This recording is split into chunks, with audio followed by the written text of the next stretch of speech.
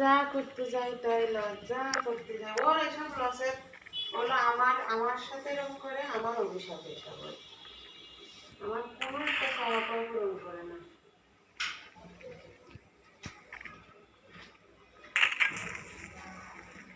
সেই ঈদই ও আমি আমি খালি আমার করে কান্দিছিলাম, বাড়ি পাঠাই দিল 26,000 টাকা কুরবানির জন্য। এই জায়গা ছাগল কিনলে আমার একটা টাকাই নেই দিই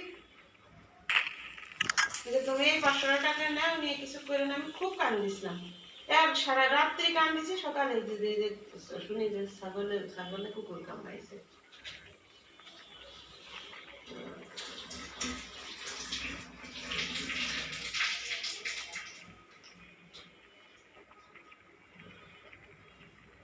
ওদের বেলা টাকা পয়সা কিছু দেয় না, তাও সেদিন হিসাব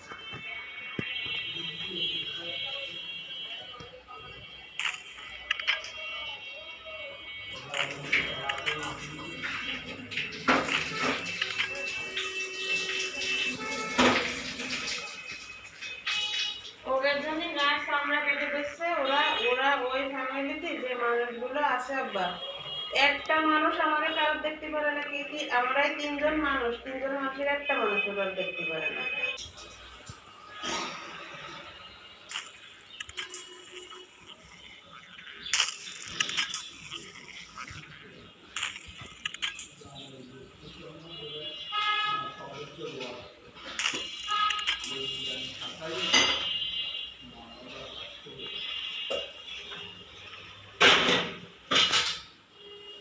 হাই ঘরেতে বেরো বেরো, ঘরেতে বেরো, ময়লা চাদরে ময়লা করবে না, ওই ময়লা চাদরে শোয়া যাবে না, বেরো যা, ওই বাগানে যে খেলে গে এইসব করে ওদের বাইর করে দিচ্ছে। এরা ওই বাগানে গরমের মধ্যে খেলা যায়, কি গরম করতেছে না। ওরা আমি এবার ওই গোয়ালে গেছি কাপড় দিতে, ওরা বেরোয় রাস্তাতে যাতে গেছে, এক সাইকেলের গায়ে মেটে গেছে, অবস্থা ছিল হয়ে গেছে। শুনে যায় না, কিছু ব্যথা শুনে যায় না। কাশমদের বাড়িতে ঘুরে মেরে বাড়ি চলে আসে। আসলে তা আমি কছি কোনে গেছে তোরা, তারপরে 7 বছর এই হয়েছে।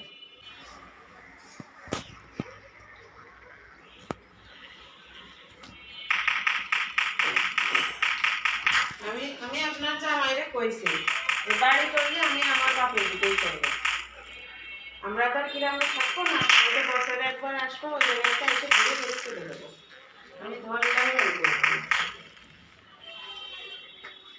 আমার ছেলে রুখে যাবে, আমি বাইসে থাকলে মরে যায়।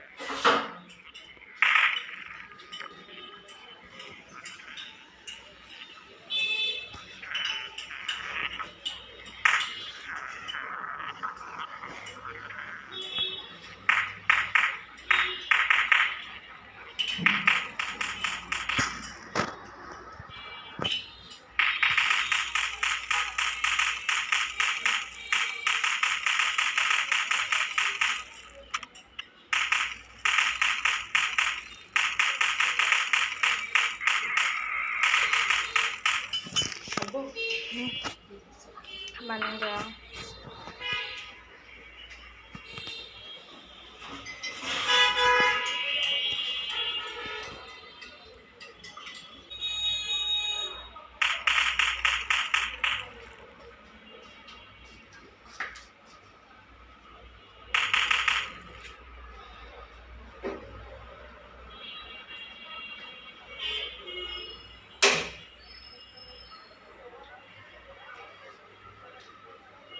সেই মেহেদি আর শুভ কত কথা কইছে দিদির ব্যাপার।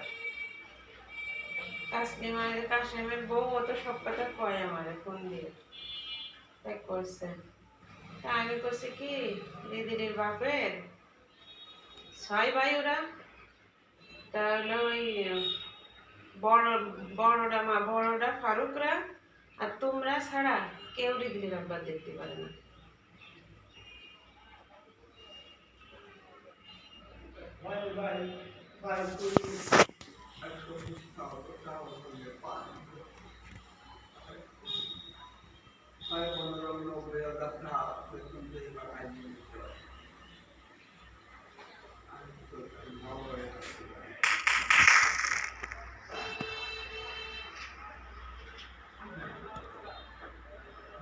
আরে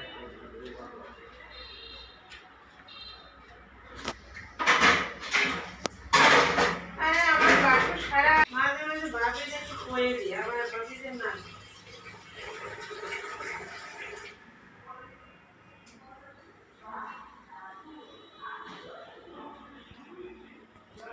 আর আব্বা আমি